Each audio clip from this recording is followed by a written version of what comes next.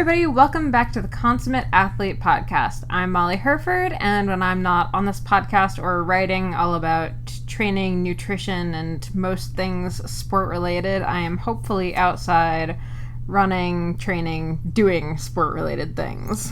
And I'm Peter Glassford. I'm a registered kinesiologist and an endurance coach, and you are here on the Consummate Athlete Podcast, where we talk about all different types of movement, and we talk to the people who do different types of movement to try and pull out different things that we can apply to our own sort of movement practice. Mm-hmm. And I think actually today's guest is sort of perfect for the fact that we've now been doing this podcast for 3 years and, really trying to focus on building these healthy lifestyles around sport. So not just excelling in the sport that you're in, but then also kind of developing healthy habits that, translate to all of the other aspects of your life. So you're not just a great track sprinter, you're a great track sprinter who also has good bone density and, a healthy diet that isn't, going to end up giving you type 2 diabetes or something if you stop training. Yeah, and I think, so we have Dr. Marc Bubbs on today. He's from Toronto, but we talk about, he's in the UK, he's all over the place talking. He's the performance nutrition lead for Basketball Canada, and we'll learn in the podcast today, Basketball Canada is doing amazing right now, which you might not expect, but they're doing really, really well. And I actually met Dr. Bubbs through a client of mine who was using him for a strength coach, sort of locally in Toronto. And you've been following him for a long time. He has a great podcast, He just came out with a new book called Peak, The New Science of Athletic Performance that is revolutionizing sports. Yeah, and he is a naturopath, and so I think, both of us have had great luck working with a naturopath, sort of having that, extra layer of, I guess we'll call it healthcare. Just someone, as far as whether it's nutrition or supplementation or, blood testing, things like that, is certainly in Canada, I know it's a nice extra layer. In the States, I'm less familiar with how that all works. We still have naturopaths, but it's definitely a field that's been growing in the last few years. Yeah. I know certainly when I came up to Ontario 5 years ago, I had no idea what a naturopath was. Right. So it's definitely not something that's super well publicized in the U.S. Right. And I'd say not even in Canada. It's not like everyone knows what a naturopath is. No, and I think there's also in the States the functional medicine doctor sort of realm of things has grown a little bit. But in any case, having someone they can go see and sort of talk over these things and an extra layer, that could be certainly a medical doctor. There's a lot of docs out there straight who are quite good as well. Yeah. Oh, I should say shout out to the naturopath that we both use, Leah Sonnenberg in Collingwood, Ontario. She's actually been on the podcast to talk about women's health and hormones and a ton of other stuff. So you'd have to go pretty far back in the archives to find that one, but it's definitely worth listening to. And we'll link to that one, yeah. Yeah, honestly, that was one of my favorite episodes that I've ever recorded because we really got into the weeds on some stuff that, we kind of often gloss over no matter how hard we try. So what did you and Dr. Bubbs talk about? Well, and we cover, the spectrum there from, sort of high performance tactics all the way to sort of more health things. It was really a great podcast, and his latest book, like we say, is called Peak, and it was a solid book. Yeah, I think what I really like about it is he's one of the people who focuses a lot on the lifestyle elements, so sleep, stress management, how you're eating, all that kind of stuff, not just sort of the generic training and nutrition. So I think that's super interesting. I think a lot of people lately have been really kind of focusing on the emotional side of sport, which is pretty cool to see. Yeah, and he has a chapter about emotional intelligence, which we talk about towards the end of the podcast, and just sort of dealing with that element, both in teams and interacting with people, whether that's in business or different things like that. And then the part that I think is interesting is sort of talking about picking a goal as far as, are we going after performance? Are we in the race season, or what, maybe I've called or stolen the term, the sort of bus bench time of the season, where we're really concerned about times and how fast we're moving. Or are we thinking more health and maybe some body composition, and maybe that's where we're getting to some of this macronutrient or dieting, if you will. So we talk about how you work through those sort of two goals. So this is one of my absolute favorite things, because I would say so many people, I actually just was writing an article on race weight, or should endurance athletes even get on a scale? And it was pretty mixed, to be honest. A lot of different experts disagree on these topics. But what a lot of them come back to is, is your goal to lose weight and be at this certain body composition, or is your goal to perform at your best? And very often we kind of get this weird idea that, like, if we don't get down to race weight, we absolutely can't perform at our best, but then we do kind of crazy stuff to get down to that race weight and end up not performing very well as a result. Yeah, and you'll see it, I was just going through a Training Peaks, sort of building up a plan for someone and consulting a bit with them, and you can see it as a pattern if you're keeping any notes, as far as, fatigued, didn't hit workout targets, felt like crap again, slept poorly. Like, it's looking back and being able to look at someone else's, again, this is where a naturopath or perhaps a cycling coach, in the case of sort of workout quality, might be helpful, right? Just because sometimes we're crazy. Like, I've been down this trap myself and got quite sick when I was younger, going to school and stuff, and then trying to train way too much on way too little, and dieting and everything else. Mm-hmm. Yeah, as Peter just pointed out, not an exclusive to women thing. Actually, I was just doing a module for a coaching course, and it talked about 83% of male athletes are unhappy with their body. Yeah, it's like we want this holy grail, right? But there's so much that just training can do, and fueling that training. It's amazing what your body can do. But in any case, there might be, for some of us, we're not all elite athletes either. So we do talk about how you sort of hash that out when you're at the office for long work hours, and how the sleep sort of ties into this, not just the food we eat, but then sort of how this lifestyle piece might dovetail into that, and things you can do. A couple really actionable things that I won't spoil, but some good things around sort of that eating, and what maybe some variations on what diet might be, and hopefully that'll be useful. So awesome. Well, before we dive in, just a quick reminder, Shred Girls Lindsay's Joyride is also out in the world. So if you haven't picked up a copy of that, definitely grab one for the young Shred Girl in your life, or the girl that you really wish would get on a bike in your life. And if you have already read it, it would be amazing if you'd head over to Amazon and leave a rating or review. That would be super, super helpful.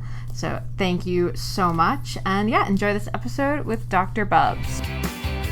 All right, I'd like to welcome Dr. Marc Bubbs to the show. I've been hoping to get him on. He's a very busy guy. He works with Basketball Canada and travels all over the place. Does find himself in Toronto, which is always of interest when we can get Canadians on. So Dr. Bubbs, welcome to the Consummate Athlete.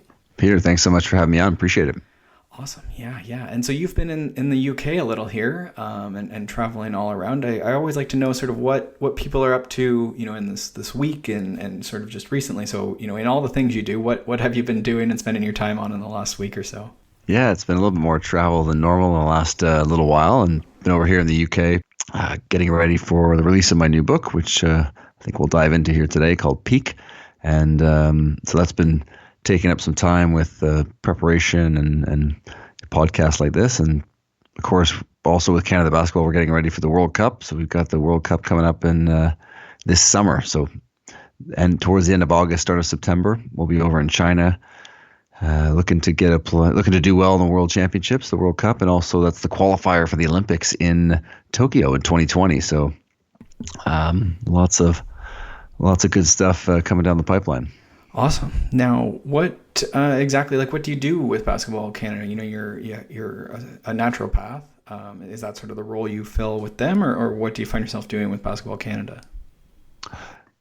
So my role is as the performance nutrition lead. So with our senior men's team, so the team that goes to the World Championships and the Olympics, but all the way down to our cadet team, so our 13-year-olds, 14-year-olds, which has been real fun in terms of being able to layer in our nutrition principles and our gold medal profile, what we call our gold medal profile, to kids, so that we can start to layer in these habits over time, which is really, we're starting to see some of those groups coming through now, and it's amazing, the lessons that these kids learn over the years, and rather than having to, instruct and wag the finger, a lot of these kids are doing it naturally. And of course, for those who don't know, our under-19 team is currently the world champ. So we knocked off the U.S. Last year in Egypt, or a year and a half ago now. And so, lots to be proud of in Canada. There's actually apparently more kids playing basketball and ice hockey, which is hard to imagine. But there you go. That's wild. I mean, and that seems like a big deal that Canada is beating the U.S. because, they have such a varsity, and you're talking 19, but I mean, even their high school program, I would imagine, similar to to football, must be just heads and tails above ours, you would think. Yeah, it's been fascinating. I mean, when I was growing up, we had one player, Steve Nash was obviously incredible, 2-time MVP, playing in the NBA, and now we cut players in the NBA from the national team. There's about 15 to 16 guys in the NBA who are Canadian, and loads more playing in, some of the elite professional leagues over in Europe. So it's they're really exciting to see the development and just the how deep and wide the talent pool is in Canada and Toronto area for sure. Now, do you think some of this, nutrition stuff and looking, at the whole athlete is part of that long-term success? Like, has it been long enough that, that's valid, or like, where is this success in basketball coming from, do you think? Well, it's definitely one. I mean, a lot of our guys are very young. So when we look at, a player like Steve Nash, for example, I mean, he played until he was 40. And obviously a tremendously skilled athlete. But when we look at physical attributes that you'd get in an NBA player, which is often, speed, power, vertical leap, he was pretty average amongst NBA players for those things. So for someone like that, the mental side of the game, the skills, and being able to maintain his body and being able to recover well. And so those kind of players, Grant Hill, you had playing until his late 30s.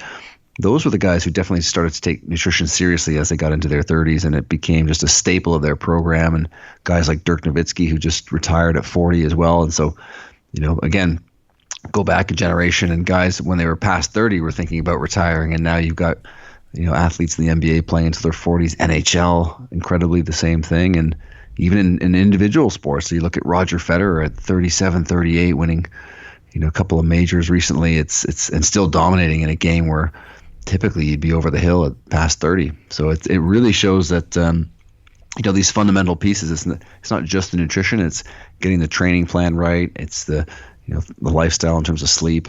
And nowadays in sport, we see a lot of this kind of mental, emotional side as well, being pretty important because it counts towards your total training load. What you're doing outside of the gym, outside of the training facility, it impacts you, right? And this is what in researching the book and getting a chance to speak with performance directors across various different sports, that was really something that resonated with a lot of those folks. So yeah, the rest of, if you're busy, if you're working long hours, if you're all these types of things, family life, social life, all this comes into play in terms of being able to adapt well and ultimately achieve your goals.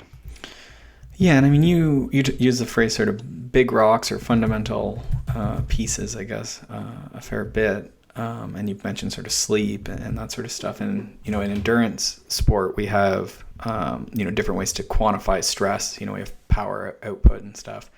And so they do look at training stress, but it's the difficult piece, especially with, master's age people who are busy and even kids, is that life stress piece, the sleep, the stress, the mental, that doesn't really get accounted, right? So how do you, in any of these age groups you're talking about, is there a way that you guys are tracking some of this, overall total stress? How are you looking at that? Yeah, it's interesting when you look at the research. I mean, there's a large variety of different tools that can be used. Obviously, the technology is really blown up in the last decade in terms of wearables and things we can use to measure. And at Canada Basketball, we have a lot of these bells and whistles of what we can measure with folks. But, in the book, we talk about sort of the two ends of the spectrum in terms of even subjective wellness questionnaires, daily wellness questionnaires, a series of 5 questions that someone would answer 1 to 5. And, that's able to predict pretty much just as well as some of the most high-tech devices how an athlete is coping in terms of, training stress, life stress, these types of things. And of course, on the other end of the spectrum, and especially in terms of endurance athletes, and speaking with folks like Professor Paul Larson and Dr. Daniel Plews, and the use of HRV, heart rate variability, as a method of being able to assess what's going on with the sympathetic and parasympathetic systems. And again, no one measure is perfect, whether it's a blood test or whatnot, but it helps to start to paint the picture and really help to identify where the person needs to go in terms of addressing whether it's, again, training, plan, nutrition, lifestyle. And obviously HRV dovetails really nicely with endurance athletes because it's very specific to that sport. But again, in researching for the book, you talked a bit about these big rocks and, athlete health, which we think of now as this what's called the human first paradigm. So you have to be a healthy person first before you can really be a healthy athlete. And recently in the British Journal of Sports Medicine, there was a quote that said, frequent illness is incompatible with elite performance, meaning that just being healthy enough to consistently show up was predictive of success, whether you were an international or national level athlete. And of course, it wasn't even just getting colds and flus. I mean, even if you had upper respiratory symptoms, right? So just the scratchy throat and the bit of fatigue or the excessive DOMS, those were predictive of poor performances. Of course, there's some great work coming out of the UK with folks like Professor Neil Walsh and Dr. Michael Gleason. And we see how these loops start to interconnect, because all of a sudden, if you're getting less than 7 hours of sleep, well, now you're 3 times more likely to catch an infection. If you're getting 6 hours or less, all of a sudden you're 4.5 times more likely to succumb to an infection. And we already know that as your training intensity goes up, so does your incidence for illness, except there's a real caveat to that, and that is that the most elite athletes, the international level athletes, they're the ones who actually, despite all these factors, don't get sick more often. And so the question becomes why? What is it about them? Are they more diligent with how they're, adopting the training plan, recovery plan, etc.? But the notion of if we can keep the athlete healthy, regardless if they're recreational or, elite or very elite, this idea of being healthy enough to show up every day, to do your training, to get through your training block, your year, and same for nutrition in terms of, weight loss or whatever it might be. It's not the sexy, shiny new toy, but it's the consistency is really that huge fundamental that ultimately, really pays the biggest dividends in the long run. Interesting. You said the elites, even as they intensified their training, you didn't see they don't see higher illness? So yeah, there's an interesting, so the international level competitors the national level competitors were 40% more likely to be ill than international level competitors. So there's, in exercise immunology, classically there's what we call a J-shaped curve, which means that if you're starting out with exercise, you sort of have a moderate risk of illness. As you become a recreational or a moderate training and load, then you would have a protection against illness, so you get sick less. And then as your, total training load, exercise load increases, then you're more predisposed to cold and flu. And there's a few different models going back and forth in arguments, but this sort of S-shaped curve, or this group that are the very elite, they're the ones who don't seem to get sick despite the higher training loads. And so it gets back to this question of, why is that? Is it a genetic component? Yeah. Is it the fact that because they're so elite, they have more, funding, so they don't have to be working that extra job or doing that extra, obviously a lot of elite recreational athletes are having to work a lot of jobs just to make ends meet, because until you make it to the top level, it's there's not loads of money in even elite amateur sports. So it's a fascinating question, and it definitely circles back to this idea of, well, we got to hit these, as you mentioned, these big rocks. And when we look at the research in athletes, their ability to assess their own sleep time and their own sleep quality is actually poor. Right, so we often tend to overestimate how much sleep we get and how well we slept. Yeah, and so there's some great researchers, and one's an American lady, but she lives in Canada at the Canadian out in Calgary at the Canadian Sport Institute in Calgary. Dr. Amy Bender. So her group out there came up with an athlete sleep screen questionnaire, which is a pretty cool little. It's a validated questionnaire specific for athletes, which is tremendous, because typically in a clinical practice you would use ones for the general population, and they don't tend to dovetail as easily. And that's a nice way to open a conversation if you're a coach or practitioner working with someone, or even if you're the athlete, to go through that and to say, hey, where do I sit in all this? And whilst most people will want to look for that supplement or medication to just magically kickstart the sleep, it does come back to behaviors and changing what we do in the evening and supporting sleep in a variety of ways. And it's such a big rock. And for recovery experts, especially some of the world's best there in Australia, Dr. Shona Halson, that's the first place she starts for recovery with all her recreational athletes, in particular endurance, is on the sleep front. Yeah, we had Amy Bender on as well, and she was nice. Really smart. Yeah, I've been bugging her to get her back on actually, but I think it was actually because of that episode, I started, rather than asking like how many hours do you sleep, I started asking like how many hours are you in bed? So like when do you get into bed and when do you get out? And that way you sort of catch the people, like when it's 8 hours, you can't possibly have slept 8 hours, right? Like you're only in bed for 8 hours total.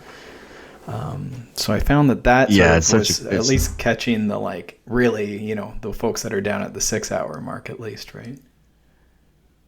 Absolutely. And it's such a great way to implement the change when you tell people, rather than I want you to go to sleep, you know, I want you to be in bed at this time. Right. Because it changes the way they look at it, and it's accessible, and then it lets them know that it almost forces them into a sleep hygiene routine, because they'll be in bed a little earlier than they want to be, and typically they'll pull out a book, or obviously you've got to give some instructions around not pulling out the laptop and watching Game of Thrones or whatever it might be, but it is a really nice way to, and I always find it amazing actually, you know, if you go camping or so good, yeah, you know, and there's no external light, how early you get tired. It's amazing. And it really hits home when you think, geez, you know, all this, even though the lights might not be that bright in your house, I mean, they're actually keeping you up more than you realize, because for most people, they get out to the cottage or go for a camping trip. And there was actually a very interesting study that talks about resetting circadian rhythms with a weekend of camping, which is pretty cool. Yeah, I think most Canadians get behind that. I feel those studies were really cool. Like they took people with like diabetes and pre-diabetes and like a couple different things and made them like hike all day. And is that sort of the ones you're thinking of? Yeah, and that exposure to outdoor light and all these things. And so it was a way to kind of reboot these dysfunctional rhythms that happen just from our modern city dwellers who are, you know, exposed to all this external light. So as far as, I'm trying to think where I want to take that. With the younger athletes then, are you going after the sleep piece at all as far as education, or I don't know if enforcement's the right word. Like how are you going after the younger folks as far as the sleep? Yeah, I mean, the ones that are still quite young, who are still in Canada, I mean, our more elite players, by the time they're 16 or 17, will go down to the U.S. to the prep schools down there to complete their last year or two before going to a college in the U.S. And so it's definitely something that, you know, as a program we hammer home, and even in terms of things like breath work, a lot of the coaches now in the cool down periods will use different techniques of, you know, just some mindful breathing techniques to get players just aware of how they breathe and how that can impact things like heart rate and thoughts and all these types of things. So it's especially in this day and age with exposure of kids to obviously social media and connectivity. You know, the average kid, I think under 25, checks their phone about 100 times in a day. So there's this stimulus that's happening now on top of everything else that's going on, and it's definitely having a big impact, unfortunately in a negative way, in a lot of you know, mood indices for kids who are young and whatnot. But you know, obviously a lot of benefits to it as well. But it's finding that balance that's really key. And typically the phone's the one on the sleep front that tends to be the one where you're up texting or on Twitter or whatever it is. So that's the one that we try to limit or coach them up to not be having that at the bedside.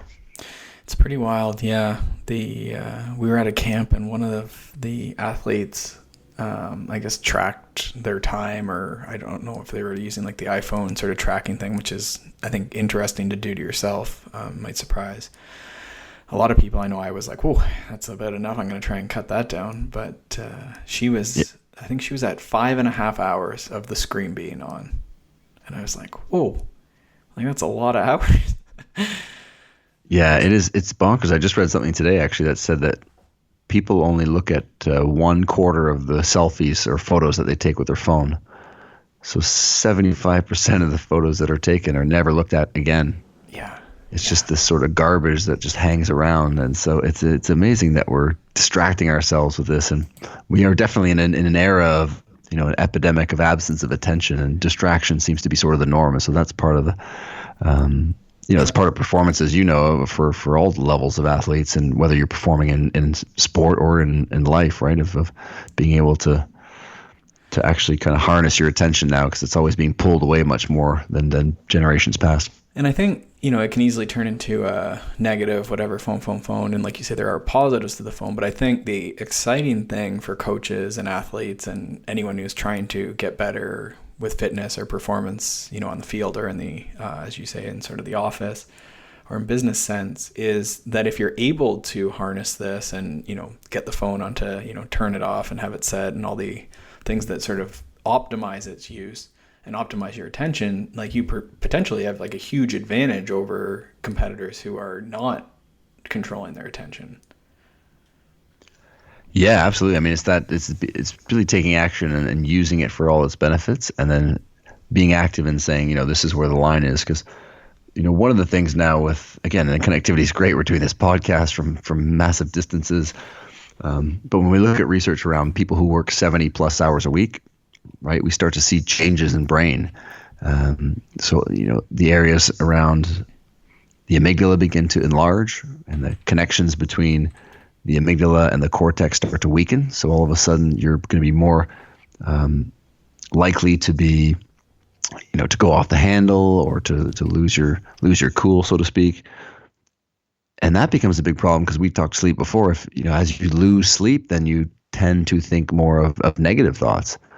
And so all of a sudden, if you're an athlete or someone who's performing or, maybe you own a business, that can start a real train of negative self-talk and impact, your ability to perform, confidence, all these types of things. So it sits a little bit on the knife edge now with how these things can kind of go in terms of the positive, the positive momentum versus, the negative as well. Mm-hmm. Yeah. And it's definitely like you say, those high performers in the office, which, both you and I work with, I think you still do, right? With sort of the businessman or business person. Yeah, for sure. But who also maybe is trying to do, some cycling or do some sort of sport pursuit, right? And so Absolutely. It's that balance, right? Because you can't be high performing every single hour of the day. That's not how we were made, right? So how do you go after that? The big hours, high performance work type environment combined with, I want to do an Ironman or I want to do whatever type of sport performance. Is there things that you find, sort of repeatedly saying to people, or is there it's just something that you find sort of those folks need to sort of focus on? I think one of the most important things at the outset is to really have clear goals with the client. Oftentimes clients will say, I want to do this to get healthier, so to speak, or I'm trying for a personal best, but I also want to lose weight. And we all want to have a little bit of everything, but I think it's really important for people to kind of delineate what is the single most important, and then some subsequent goals after that, because it's going to start to steer your protocol in terms of how you fuel and potentially how you recover. One of the things, we're getting into marathon season now, and as I'm sure Peter, like a lot of folks who train for marathons are trying to improve their health, they're trying to lose some weight, and the training load dramatically ramps up over the 3 or 4 months that hopefully they're preparing for. And a lot of these folks don't lose very much weight. Right? There's not the significant weight reduction that you would expect to see from people who are literally 4, 5, 6, 7-fold times more active in that span that they're training up for these events. And so that really hits home this idea of fueling and not choosing the correct fueling for the person. And it's tricky because we tend to rely on fueling recommendations that a lot of the best athletes are using. If you're Eliud Kipchoge setting a world record at the Berlin Marathon, then you definitely need a certain amount of carbohydrate per hour. But if you're someone who's got, high normal blood sugars and holding on to a bit too much belly fat and these types of things, then we need to start to shift how you're fueling during training to be able to maximize how well the person can use their own fuel sources, right? Their own body fat stores. And so I think that's, figuring out what side of the coin you're on there. If you're really someone who's performance driven and you're in good health and body composition's good and that's the way you want to go, then that's going to dictate a lot of how the plan goes in terms of not only training plan, but obviously fueling and recovery as well. Yeah, and I want to draw attention to, you just did a highlight episode of a few of the different nutrition and sort of fueling episodes, and I thought that one was great. It was the one that had Trent Stellengraf on it and a few other folks, but I thought that was just a great episode, like a really good summary episode, super enjoyable. So kudos on that, but I'll link to that one. And definitely on that one, Trent mentions sort of marathon fueling and sort of those mistakes as well. And I mean, it's great. It's something that you don't hear often enough. Unfortunately, we're always asking the experts about the elites, like Trent talking about a lot of the elite endurance athletes that he supports. But, I think you might have heard him mention there that even in terms of duration of runs, I mean, he's got a cap on how long he would want someone to run who's a recreational runner, which is oftentimes a lot shorter than what people are putting, the miles that they're putting on. So, and the buildup that he mentions as well of a couple years before you're getting into these marathons versus the kind of couch to marathon. And again, it's different for everybody. We want people to achieve these kind of goals that they're really keen on, but just being, building out a plan and obviously working with someone who's like a coach that would be able to steer that is so important, right? To avoid injury, because unfortunately a lot of people do get destroyed by a marathon and then they sort of never run again or very, very infrequently. So that's definitely something to avoid. Yeah, I love Trent's thought on that. Like, just the neuromuscular and sort of soft tissue adaptations take years to get to that loading, and definitely identified with that idea. If we all just sort of focused on those maybe 5 and 10Ks, we'd be better athletes and probably see, even some breakthroughs in some of this body comp we're talking about, with that 3-4 year goal in mind. I thought that was just such a good, like you say, it's uncommon to hear. You only hear the couch to marathon and 8-week plan or something like that on the social media or whatever. Yeah, and I mean, I love the fact that he had also the hiking in there, going up, building some strength, coming down, the eccentric load. I mean, these are sort of things that for most people actually is a really easy way to get into it, but they don't realize that it's the quality of the movement and the muscles that are really being engaged that are going to be crucial for them down the road. So yeah, I mean, if you live near some hills or some trails, then definitely great place to start, right? Being up in Collingwood, better than anyone, right? That's why we're here. Yeah. yeah, exactly. And I'm just trying to think here. So we have our busy folks, in a similar vein, a lot of times I find myself trying to just rein them back, right? They want to just drill it all the time because they're so time crunched. And so I don't know, is there other things that you find yourself, it could be exercise or any of this other stuff that, pulling back, actually gets people more, like getting more for less? Yeah, I mean, that's definitely one of the themes that resonated in kind of doing the research for the book. And it's one of those things where, if you are using HRV or a daily wellness questionnaire or even things like a fasting morning glucose every now and again, it's surprising that a lot of sub-elite athletes are going to have quite high fasting glucose during specific training blocks. And that can actually persist even when they're coming into a deload or tapering phase. And that starts to signal the fact that, hey, wait a minute, I think we might be, over fueling here. And there's some pretty neat CGM, continuous glucose monitoring studies done.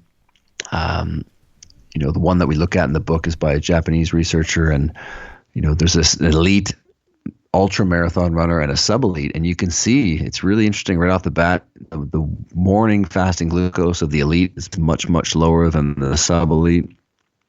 And as the fueling goes in, the elite runner is really staying, the glucose is staying pretty rock steady throughout most of the 100K race.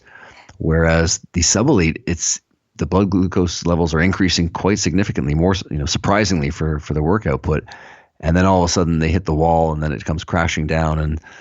And that's sort of a common theme that you actually see when we talked about that sort of marathon prep and everything else. And I think it's really interesting how tech now can highlight some of those things for us. But, even for folks, if they have their blood tests at home, that with their doc that they do, just have a peek at what the fasting glucose is, have a peek at the HA1C, that 3-month average of blood sugars, because we see some pretty cool stuff on the longevity front with that fasting glucose. There's some long, 22-year follow-up studies that show that, if you're in that top quarter of fasting glucose, then you're at significantly greater risk of things like cardiovascular disease. And so the higher it was, then the greater your risk. And so that really hammers home the idea of, okay, well, if sugars are always high, then you definitely don't have the right fueling pattern for you, or you're really pushing the envelope too hard, too often. And that was one of the big take-homes from when I was chatting with Dr. Plews for the book. He had done a HIT session there, or a time trial session, and his blood glucose just skyrocketed up and took really long time to come back down. So, there is a cost to some of these sessions, and as long as you have a training plan, a solid plan with your coach, then you're aiming it towards something. Whereas I think sometimes if you don't have a coach or you don't have a proper plan written out, it's easy to always want to chase those sessions that just kind of feel good. You're working off the endorphins and the buzz and the rush, but that starts to add up. There's a cost to that, and all of a sudden you're doing a lot to get a little. Whereas you mentioned, there's great opportunities to do a little and get a lot, and that's where, especially for more type A personalities, it's using some of these metrics to show them that we can start to do this a little more smartly and more efficiently. Is definitely, for me, the way to go for sure. Would there be like a red flag for you that blood glucose and looking into fasting, blood tests and stuff would be needed? Like, is that sort of that abdominal fat, or what sort of signs and symptoms would someone be sort of maybe more importantly looking at that? Sorry again, for which? So if someone was having, or who would be best served to be looking at this fasting glucose? Likely everyone, but is there sort of signs that someone should be looking at their sort of blood glucose and how much their fueling strategy, as you say? Yeah, I mean, from a general perspective, even just your annual physical, the more active you are, you might do it a couple times a year or quarterly. People who are really sort of want to geek out on this stuff can jump in and use a continuous glucose monitor for a couple of weeks and see where things stand. But it's not it's a nice to know. It's not always a need to know. Mm-hmm. I try to differentiate those things with clients, and a lot of the signs that you would see with overtraining, you get the physical signs, of just fatigue, persistent muscle soreness, inability to maintain efforts, especially maximal efforts. Sometimes the resting heart rate will be unusually low. HRV low as well. So those are some things you can watch out for, as well as, on the mental emotional side, low mood, anxiety, these types of things will crop up as well. And that's one that, again, we try to highlight. It was really fascinating talking to the performance side as well as the docs, where we always think of athletes as different than the general population in the sense that, well, they're fit and they're doing all this training.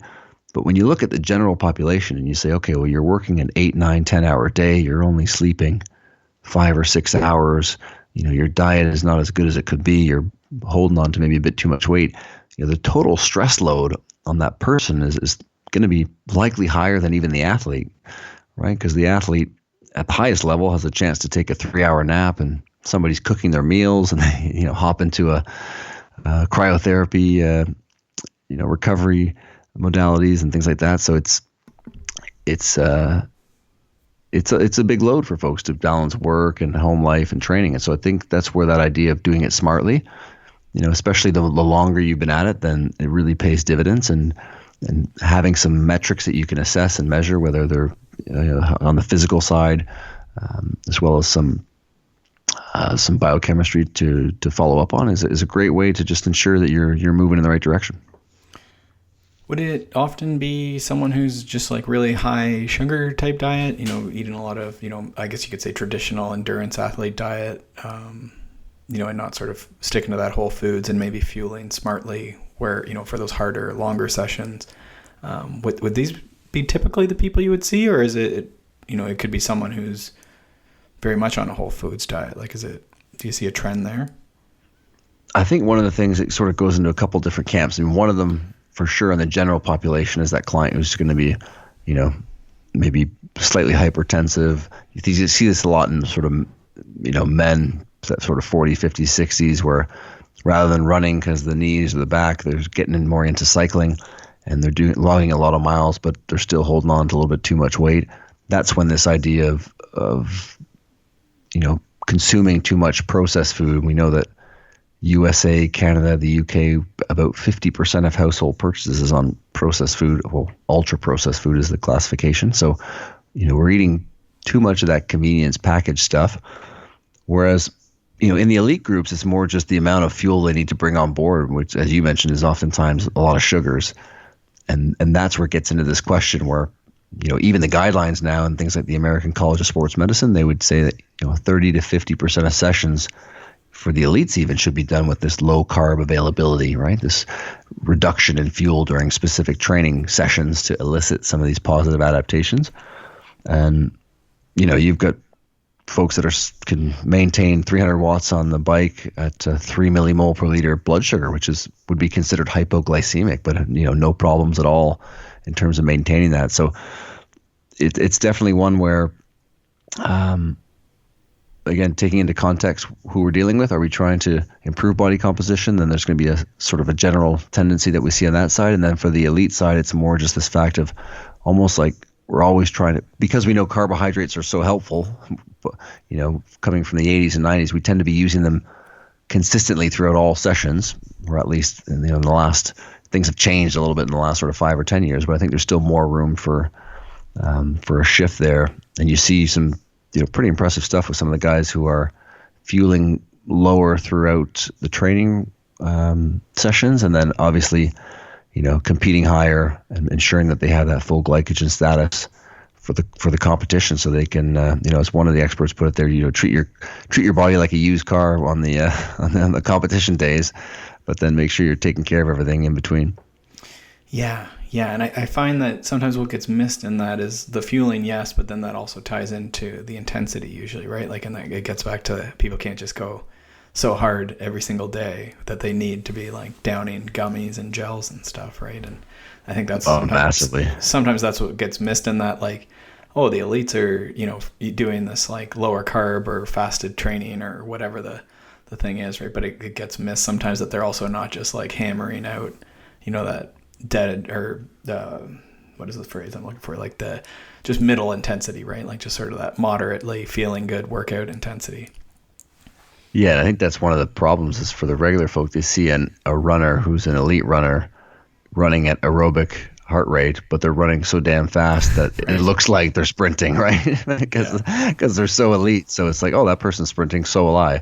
It's tough to say that, actually that person's moving at 75%. And if you go at 75%, this is how fast you run, quantifying some of those things. Because it is just unbelievable the speeds that the elite marathoners can go at. I mean, I don't think you can run even that fast. Yeah, I mean, that's the challenge, right? Get someone to sprint and see how long they can maintain it. And then you break the news to them that the elites are doing that for 2 hours straight. And it's just like, it's hard to understand. Do you think weightlifting or increasing muscle mass, strength training, is this something that maybe, these same folks, these busy people who are maybe doing some endurance sport, is that something that we should be looking at, maybe even to control blood sugar, or just improve sort of health longevity? Since we're not, I always joke, we're not going to the Tour de France, right? Like few of us are playing in the NBA or going to Tour de France. So at some point, those two goals are important, right? So do you think strength training is a piece of this, aside from the nutrition we all like talking about? Absolutely, yeah. I mean, we definitely see in the research strong associations between, total muscle mass and longevity, leg strength, grip strength. These are really important considerations. And, as we get older, unfortunately, the total caloric intake can decline for some folks, and the protein intake can decline, and age-related muscle loss, sarcopenia is a real problem in 65 plus. So absolutely, it's an important thing to include. And I think, the more high-level recreational, let's call it, I think it's really nice for these folks to try to get specific blocks in the off season where they're trying to build to really get stronger and add some more muscle, and then try to maintain that throughout the season with, you need less frequent training once you've sort of built up a certain base. I think that could be an area where a lot of people still don't totally take advantage of. They try to maybe drip feed the training in throughout all these seasons and don't have a real specific block where they say, this month or this 6 or 8 weeks, I'm actually going to put the bike or the running aside, and we're going to build up some more horsepower here in terms of the total strength. And then you can, literally with a session or two very short sessions a week, you can maintain those qualities throughout the year. Because, effectively with sports like, in the NHL or the NBA, the seasons are so grueling that, those guys are just putting in the minimal doses they need to stimulate those adaptations that they've developed over the summertime, right? They're not trying to harness those new gains as they knock out a 6-7 month season and into the playoffs, right? Yeah, they're doing stuff after the games and stuff like that, and just trying to sort of fit it in. Is there like a protocol or something? I know I've gone to a course with Coach Clance Layler as well, which I know you Awesome. worked with him a bunch. For sure. Used to work with Clance. Yeah. And I mean, the work capacity that those, hockey and some football guys and stuff, like the work capacity that they have, like me coming from an endurance background, I was just like, whoa. Like, I think these guys could actually do pretty well at mountain biking, even though they're like massive dudes. Like, I was like, they're training here for like 2 and 3 hours and stuff like this. And I'm like, oh. Is that sort of where you think, that, I don't want to say that Coach Clance does lots of stuff, but, in the Olympic lifts, or is there, you think most people, especially aging folks, just sort of in your classic squats, or where do you find yourself recommending these aging athletes go? Yeah, I mean, I think it definitely depends on context. I mean, in terms of how well someone moves. I mean, sometimes people who haven't done a lot of sport have better movement qualities than those who've done a lot of a certain sport, and so it depends on the person in front of you. And if squatting's terrific, but if the pattern doesn't look very good, then that's where changing it up, using things like sleds and whatnot to initiate some of that load. I think building up sprinting qualities is a really nice way, and of course starting on grass and doing some drop-ins. And in the book I interviewed the guys at Altus Performance down in Arizona, and awesome. That's where a lot of the elite sprinters train. And Jason Hetler walks through some of the strategies that he uses with the elite clients, but that dovetail in for the rest of us if we want to add some of these qualities, because those sort of explosive movements are really key for helping to add the muscle and keep you lean. But one of the things we forget about is that if you fall over, it's your fast twitch muscles that are saving you, right? Mm-hmm. And we don't tend to think about it, but as you get older, 60, 70, 80 plus, that becomes a real serious issue if you have an injury, if you break a hip, if you become immobilized. So, maintaining those qualities is really super important. And I saw a post actually the other day with an 80-year-old lady at a track doing her sprint workouts that she's always done since she was, a teenager. And it's definitely that use it or lose it mentality. Your brain and body are very plastic. I mean, up until the very last days. And so if we keep giving it the right inputs, it definitely responds. And you just got to watch out. If you haven't been doing those things, don't jump in the first practice like you're Usain Bolt. You got to build your way up into it. But right. But those are some nice strategies for people who maybe don't have weights at home, or the gym vibe is not their, the environment is not their sort of most desired place. Then you can find, whether it's sled work or some heavy carries, farmers walks, that type of thing, or some sprints that can be really effective for building some strength. In really short order as well. Some people can even pick one exercise in the day, take 10 minutes, do multiple sets, and you can really simplify things and limit the movements to even a handful, and you're going to get some pretty significant gains if you just keep that progressive overload rolling over the weeks. Yeah, and I think the cool thing is that, if you've never done anything, you've just been riding bikes or running or something, right? Like you could essentially start at home with almost nothing. And just sort of give it a few weeks or months, and then sort of progress from there, whether that's, like you say, sprinting or going to a gym or buying some weights or whatever. Yeah, that's a great point. I mean, that's one that I always hear from the guys who work in the bodybuilding world, is that, it's the minimum stimulus you need to produce the result. And I think a lot of times, especially men, fall victim to, I'm going to get back in the gym, and they do this massive routine. It's like, you're wasting some really easy gains here. You could do 2 sets and you're going to feel the delayed onset muscle soreness the next day. You're going to get the adaptation, and there's always room down the road to really layer it on. But, always try to get the most with the least is typically sets you up for a pretty good chance to then overload when it's time to actually apply that extra bit of effort down the road. Now, I know there's some mention of the microbiome and sort of our gut bacteria in the book, and this is definitely sort of cutting edge. Is there anything, there for endurance athletes as far as microbiome, or is it sort of something we're watching in the future, or what's happening in that direction?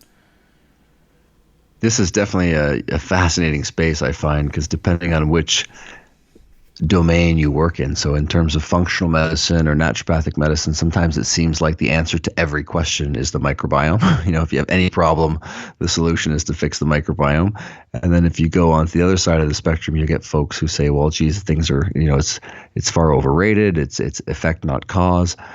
And so, the guts obviously serves a really important role. I mean, it's an interface between us and the external environment. And it's fascinating when we look at traditional populations. So if you go around the world, various countries in the Americas and Africa and Asia, the diversity of the gut bacteria is far greater than if we look at all the folks who live in, modern Western environments.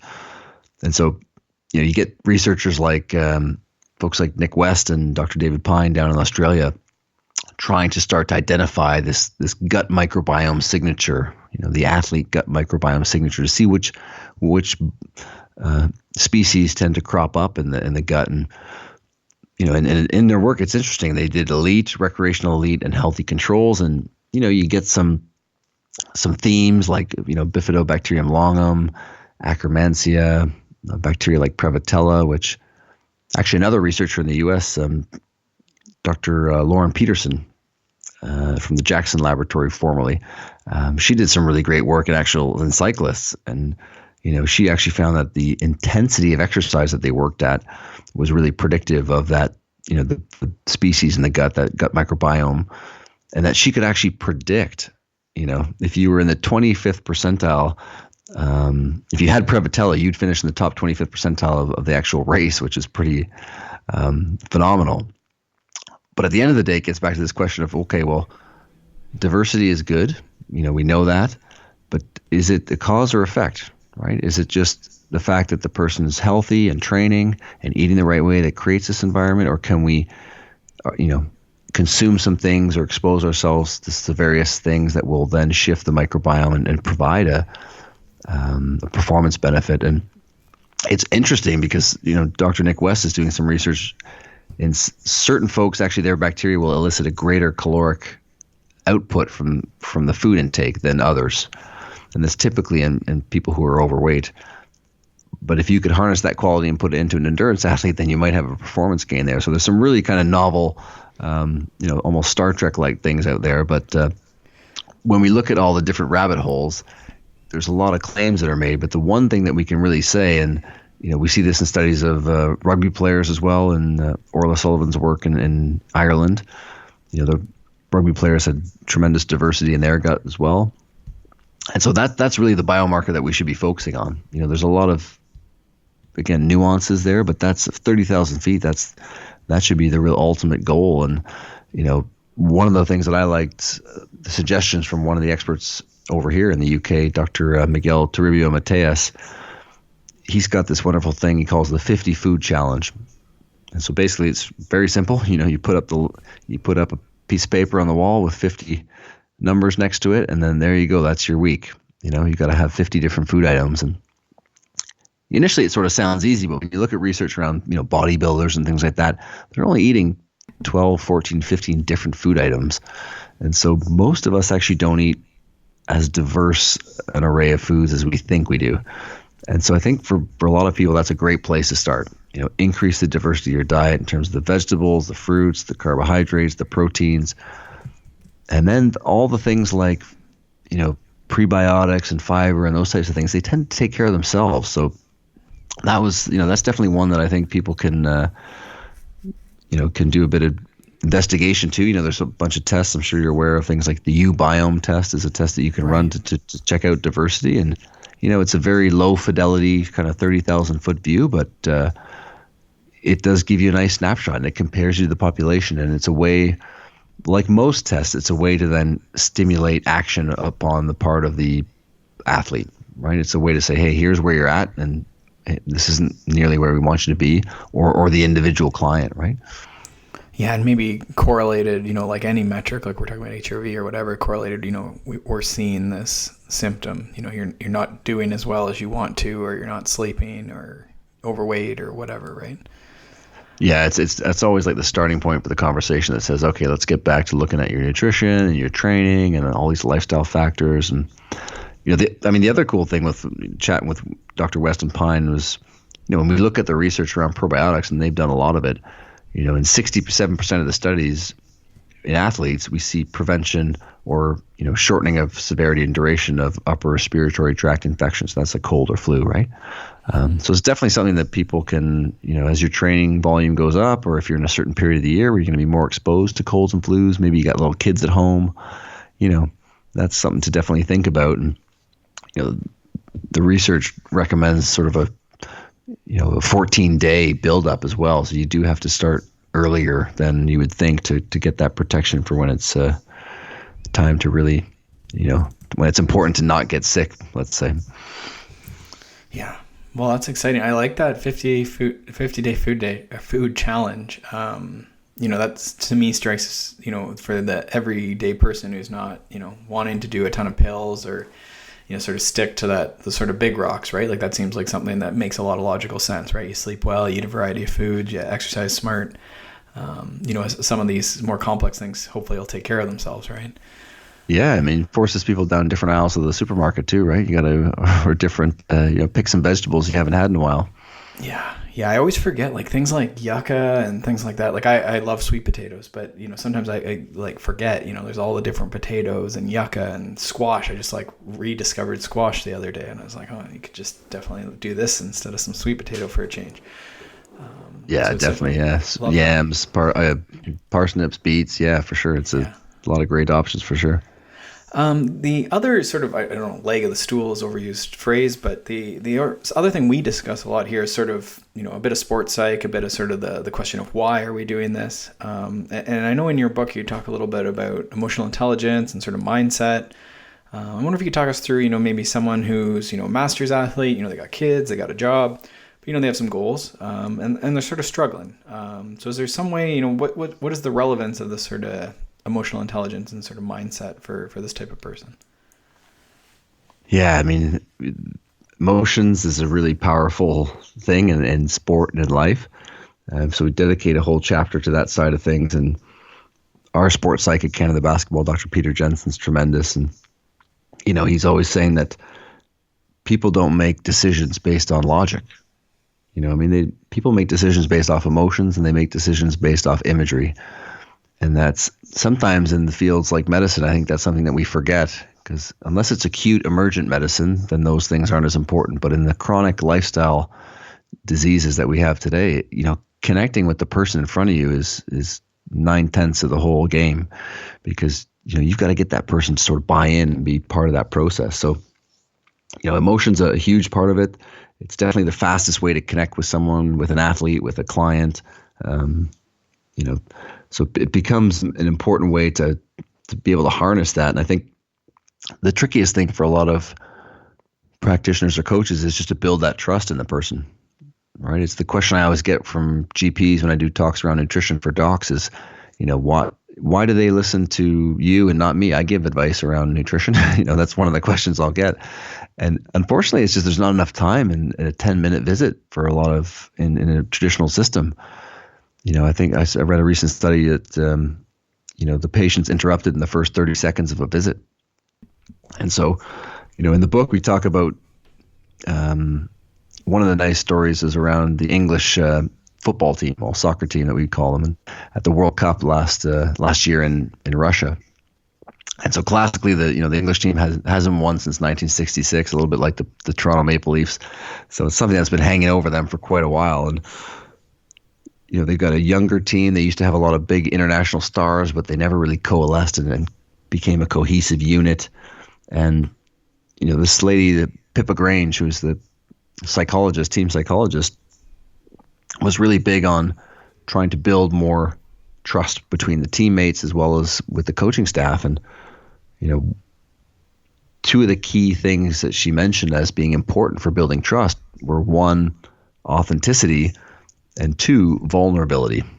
And so it's okay, how do you get a group of type A's or, elite athletes, or it could be executives or whatever, to do these kind of things, right? To be vulnerable, to be really authentic. And so a lot of it came back to, doing these weekend trips, one of them which they went camping, and, there was no phones, and there was sitting by campfires and sharing stories. And of course, there was a lot of these types of activities built into their build-up, but they ended up, England had a tremendous run in the World Cup, making it all the way to the semifinals. And, that was a big part of the whole identity. The team just looked like they were really playing for each other and had bought in. So, I think that's something that's very important for clients, whether it's working with their doc or a practitioner or a coach, is to really be able to start to build a relationship and to find someone that you can really trust, because you do want to build a long-term plan. You want to have that annual plan, the plan that you can build on year after year.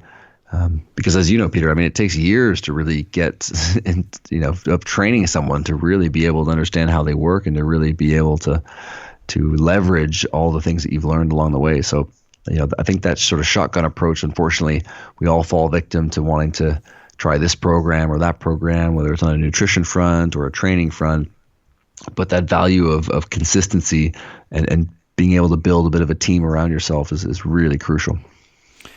I think so, yeah. And it's definitely, it's that wanting to have a relationship, right? Whether it's, that's what I love about naturopathy. I've used naturopaths and have been lucky to find a couple good people over the years. And I think a lot of that is, why it's successful. There's very smart people who are naturopaths, obviously. But I think, honestly, a lot of it comes down to that, spending that 30 minutes or hour with someone who's actually listening and going through everything, right? And it has to have huge therapeutic benefit just having someone actually listening for a while, right? You must find that. Yeah, absolutely. And it's something that, obviously in the medical system, it's just tough because it is the way it is, and there's dollars are stretched and everyone's doing as best they can. But there's definitely a huge opportunity because we just let so many people, get sick or unwell and then have to treat them with really costly interventions and surgeries and such. And yeah, it's the reason why people take advice from their sister, brother, aunt, uncle, best friend. You always wonder why they changed the plan to do something that someone they know told them. And it just comes down to that idea of trust and really having more of a relationship with those folks than they do sometimes the experts are going to see. Mm-hmm.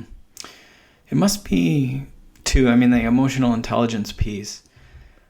Sometimes we talked about Trent talking about the marathon and it being, maybe a 3-year type goal. And sometimes is that a piece of that? Can we call that emotional intelligence? Just sort of knowing there's like a journey there, and each sort of race or each workout is a piece of that. Is that part of what you would classify then as that emotional intelligence and sort of control, I guess, mindset? Well, it's a big part of success, obviously, in sport and in life. And Daniel Goleman's original work, an original book called Emotional Intelligence, and he defined it as someone who can recognize emotions that they're feeling, who can manage them, and who can avoid being overwhelmed, as well as who can recognize the emotions of others and use that awareness to then manage that relationship. And I think those are two really big key points, because especially in this day and age, with the connectivity, with the constant comparisons of when people are scrolling through Instagram, of that feeling of being overwhelmed, right? We see that in terms of trends of anxiety rates being on the rise, and so that's a big part of it, because I think even in a training plan, it's natural for people to get a bit anxious around, like, is this actually working? Am I on the right path? And then that piece around being able to manage relationships, of as a coach, being able to sense the emotions of your athlete or client and figure out, okay, where are they at, and vice versa as well, right? So I think that's you see that a lot in all these really successful performance teams out there in various sports, of everyone really taking into consideration, the other folks' point of view. They're not just seeing the problem through their own lens. They're trying to see the problem through the lens of the other practitioners or through the lens of the client. And I think that's, a huge part of the process. And it's difficult today, because when you look at the research in psychology, we're getting more individualistic, which is, good in a sense that it makes us more self-reliant, but it also makes us more narcissistic, right? It also makes us more think of ourselves first, and to not consider, a third party's perspective or someone else's perspective. And so I think that gets to be problematic when we get into these conflict resolution scenarios, whether it's with a teammate, a coach, or another aspect of your life, that, to really stop and try to do those types of exercises can really help in terms of managing the situation, but also deflating how intense it seems, right? Because things can often, they call that the amygdala hijack, which is when, you just sort of go off the wire and, that threat level in the brain just overrides everything. And now you're constantly focused on this one thing and it's always in your mind versus, you lose track of all the other things you need to be, assessing in your life. Yeah. I love the addition there that emotional intelligence is also just sort of thinking about the relationships with others and, what other people need or are feeling at a given time, right? Because I think you're right that that is important in that how that whole environment works ends up being better for us, right? So if you're thinking about the needs of others, it should be better for you in the end too, if everyone's feeling better and getting what they need, right? Yeah, and that's the ultimate irony of the whole thing, right? Yeah, exactly right. If we put the others first, then we end up taking care of ourselves in a much more efficient way. Yeah, I love that, and I think that's a good spot to end. I mean, I could keep asking you questions for a long time, but I've been greedy with time here.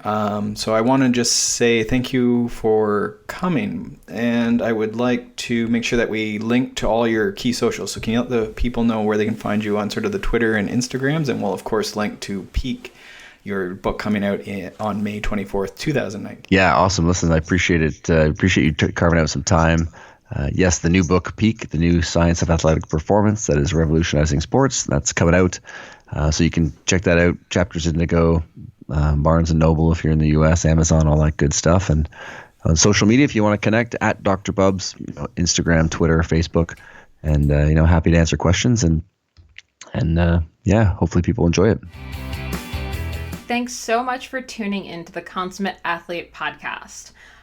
You can check out my stuff over at theoutdooredit.com or by following me on Instagram and Twitter at Molly J. Herford. And you can check out Peter's coaching, training plans, blogs, all that fun stuff over at smartathlete.ca or by following him on Twitter and Instagram at Peter Glassford.